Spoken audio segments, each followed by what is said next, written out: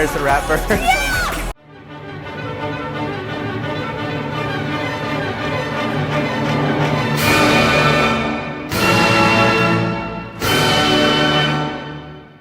Please, yeah, let's keep. Is that a quokka? This little guy has given me much good luck on my auditions. Oh. The bag is a new addition. The bag is an addition, so I can now carry him wherever I want, and he will be safe. Shout out and thank you to Stray Kids A&R Minji. Thank you, Minji.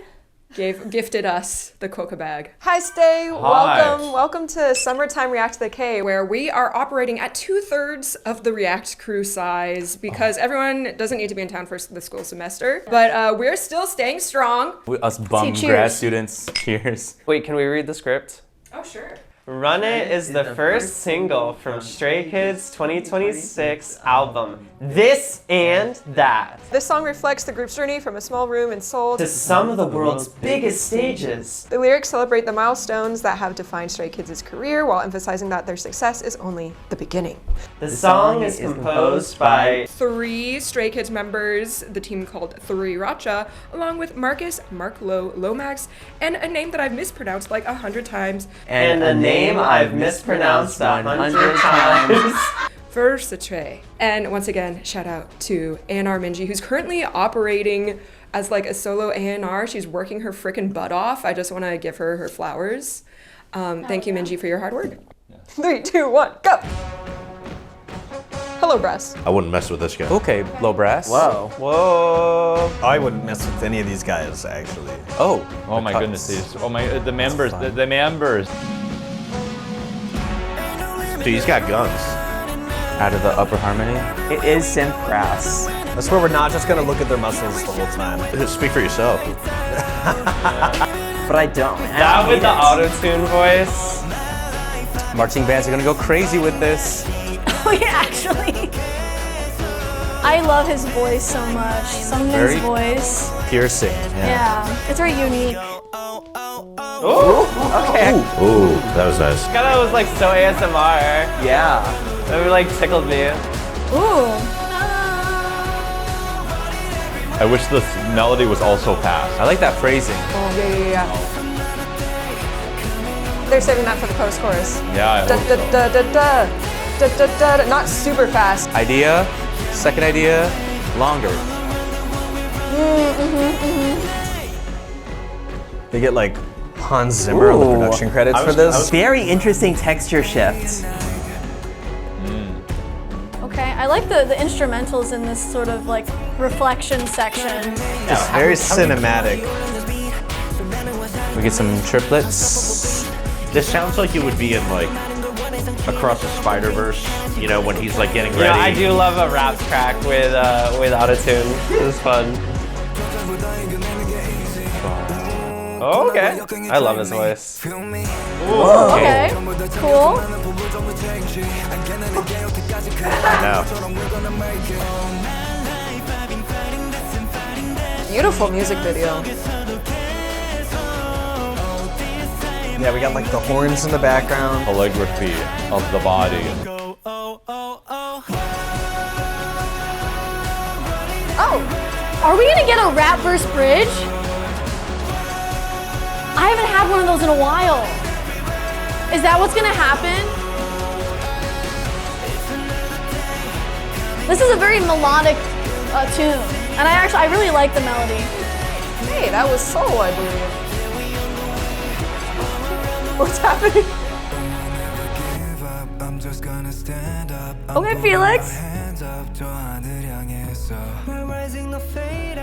Is this like a club anthem? Interesting switch up here. Yeah.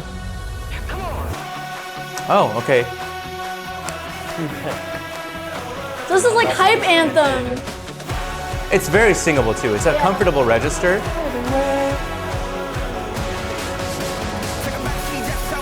There's the rapper. This is on the Post-chorus. And the instruments are all flooding back in.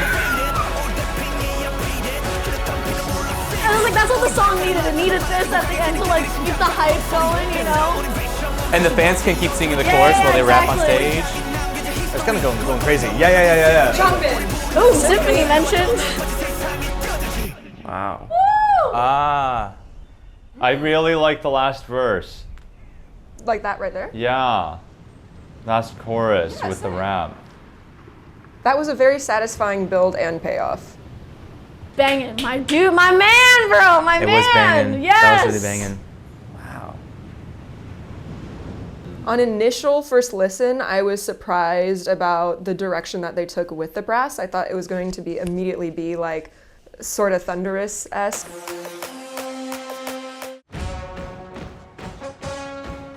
I just feel like they played it quite safe. That's my preliminary thoughts. You know, I actually like it more. A little bit. Knowing that the rap is happening at the end, for me, it's a bit cheesy, but it's like a cheesy action movie. Yeah. The only thing I can compare it to is if this was some kind of a hip-hop, pop thing for a superhero movie. Like, that's what it sounds like. You ever seen that Spider-Verse movie where where Miles Morales, What's Up Danger, with the orchestra, with the score coming in? That's Yeah. Sorry. My favorite movie. I just have Your favorite? You know what I'm talking about, Yes, that I do. because What's Up Danger is its own song, but the guy the composer took that song and incorporated the score into it, so it was a hip-hop song, but it had that superhero or orchestration in it. This isn't exactly that, but it gave me that kind of similar vibe. Classic Stray Kids, a bit of like brass and kind of a trap influence here and there. I wish there was more variation in the instrumentation throughout though. There could have been more play with that, I think. Especially in the first like chorus and verse, it just, once it built up to that like marching band brass kind of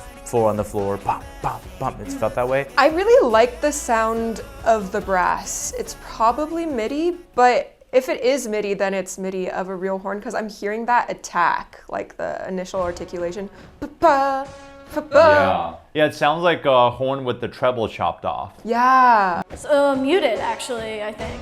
My initial thought is to say that's French horn. It really. Maybe even it sounds natural horn-esque because natural horns are used for anthemic announcements. That'd be an interesting thing to look into, because you really have to know ball to go for the natural horn. Yeah. You know. Or they did do like a combination of trumpet and trombone that combined and with editing Yes. sort of sounds like a Yes. natural horn. It did sound like 2010, maybe 2012. Like it was giving like 2012 like indie rock. I'll be real, I feel like the biggest like indicator of that sound to me was like the clapping chorus.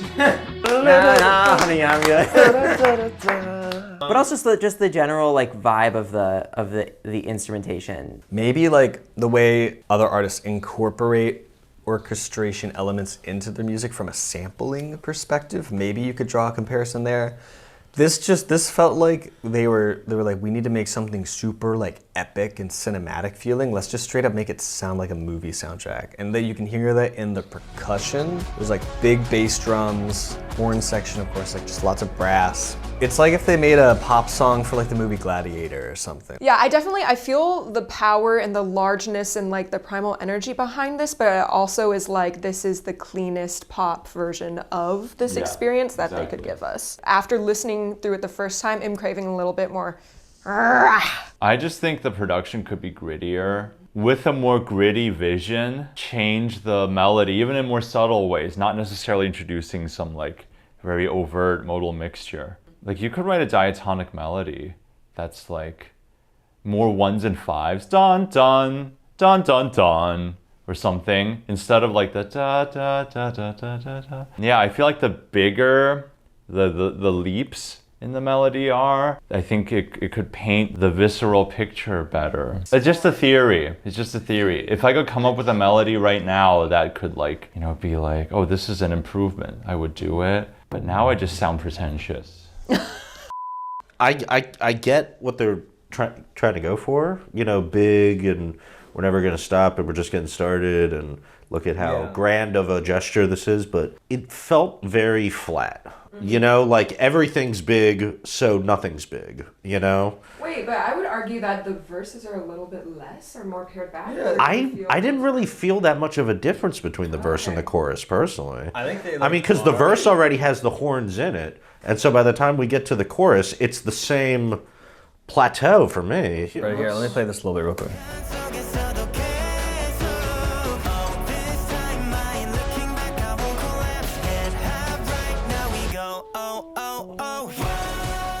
first of all, everything follows the same chord progression. Yeah. So verse, chorus, it's all the same. That's one thing that kind of makes it feel static and similar. The production it's pretty big even in the verse, even though there's less layers. It's still pretty big. It sounds big to my ears.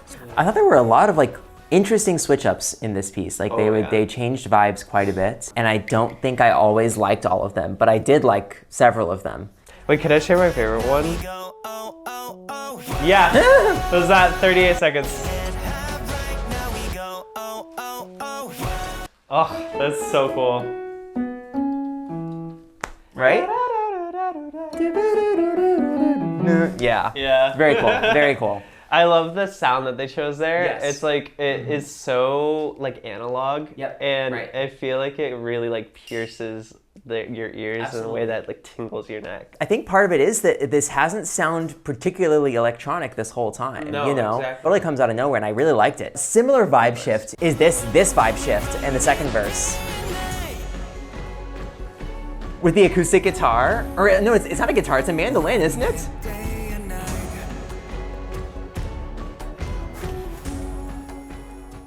It sounds almost like too light to be a guitar. It is quite thin in timbre, Yeah. I will say. I just like, and that's like came out of nowhere because while this song has not felt necessarily super electric, it also has not felt too acoustic either, and so that was also a big vibe shift. It was really cool too because they drop out a lot of the instrumentation here, which is something I really like about this piece. What they do is that they don't try to rely on the heavy instrumentation that has been implemented prior to each section to like create atmosphere and familiarity. They are comfortable with dropping away a lot of those pieces and pulling the curtain behind them to be able to like have more interesting elements stick out. The first time the instruments all dropped out for like a phrase, Yeah. was that Felix? I forget. There was one in the middle that I wasn't as big as a fan of. It just felt like it was out of nowhere. Oh, this person's verse. Yeah, that didn't really feel much to me because it's like on the second 8 beats, right? The first 8 beats was introducing his voice, and then on the second 8 beats, boo, for something to maybe listen to, but it still doesn't, like this lyric doesn't feel as momentous to me, rather than if you put it towards the end of a bar. So like 156.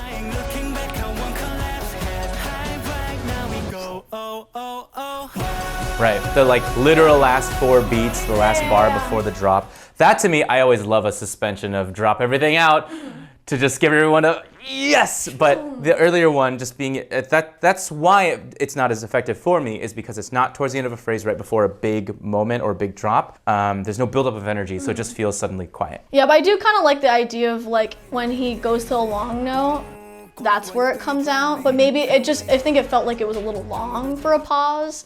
Maybe that was like maybe the issue as well, or it's also the place in the phrase. Yes. Yeah, I kind of liked it. The something else that was interesting vocally was that the timbres of their voices had such like range here between the rapping and then also like the lower like singy like aspects of it, the more melodic aspects of their voices had more dark, deep, rich sounds at some points, and then some of their voices had more of a brighter, crasser timbre that cut through like the chorus sound of like the whoever this bass is, I think he also raps at some point. Yeah, with like the white hair. Yeah, oh my gosh. Felix. Felix, so cool. His voice like really shined. Yeah. Yeah.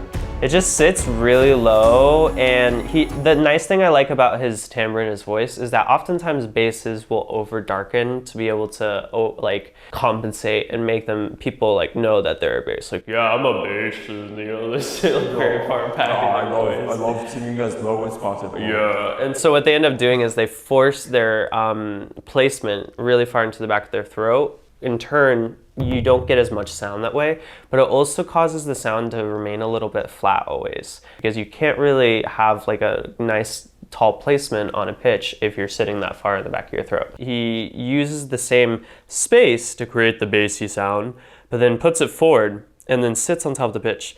He's like, run it day and night, or whatever, like, you know, and has like nice tall placement on top of the pitch rather than relying on like compensating for that space and darkness.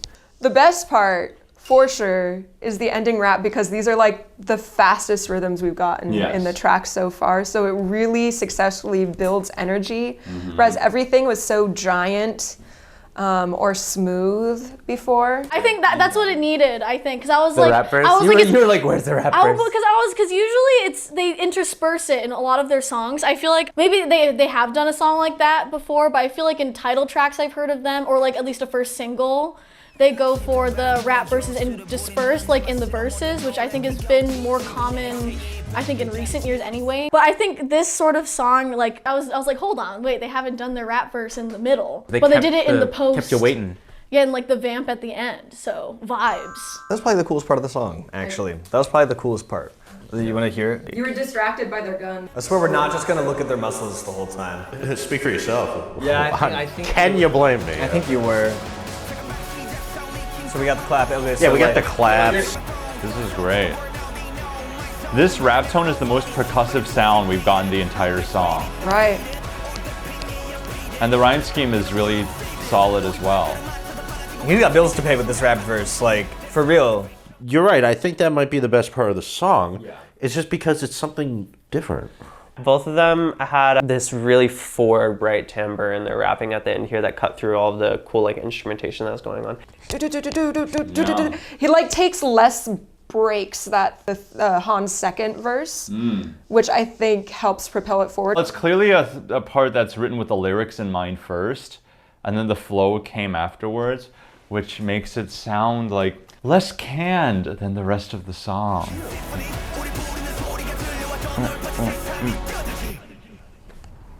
Classic. 3 repeats of that chorus. 8 bar, 8 bar, 8 bar. Trading back and forth. A little bit of variety, a little bit of a dialogue. Yeah, and also I love how they, for the rappers, it was like very consistent. Like they had, like Han went like for a full, like what, probably 4 bars. Yep, 4. And then Chungmin did 4 bars, and then they did like maybe a 2-bar trade off, and then maybe like closer to the end they did quicker, like they would do like a line and then a line and a line and a line. I think it has to be a very quick paced rap for this sort of song because it juxtaposes the Yeah, it contrasts the chorus. So you need to have that da da da da da da da da da da da da da da. I like that they have that still in the background, perceptible. Yes. I've talked about this before, how like K-pop is also now composed with this community live show experience in mind. That's what makes K-pop so much more exciting, and fan chants and lore behind it. In a live show, all the audience is still singing while they're doing the rap verses, and it just makes you feel the electricity. Powerful. Yeah. All sounded like they were yelling far away from the mic. Yeah, they like sat in the back of the studio. Like it sounded like it was crowd sound, which I think also is very much like American authors. You know, something interesting about that is that whenever we have these choruses that are more shouty like this, oftentimes they're written in this way, which is really smart, that it sits more in the middle voice. So it makes it more achievable to sing across the board for both treble and for tenor bass voices. That chanty sound that we hear that's very like 2012 is also like a very smart like writing technique to get people to be able to sing your music. Sing along. Huge maybe to sing on stage. Like, okay, like some Stray Kids stuff. I think I even said this when we reacted to Hop. That I was like, a lot of these songs, maybe even if I'm not crazy about them, like I know they'd go crazy live. And like maybe that's the case with this. We'll prove the exact thing of their song. It's like we've come so far, we've done so many things, and look where we are. Stadiums sold out full of people singing our song. They run it. I've been loving hearing Felix's singing voice. The growl, you know? That just took me. I was like, oh yeah, this is gonna be my favorite, and I already know it. I feel weird calling like Man actually group. like adults. If you start calling Stray Kids a tenor bass ensemble, that'd be so funny. Tenor Felix.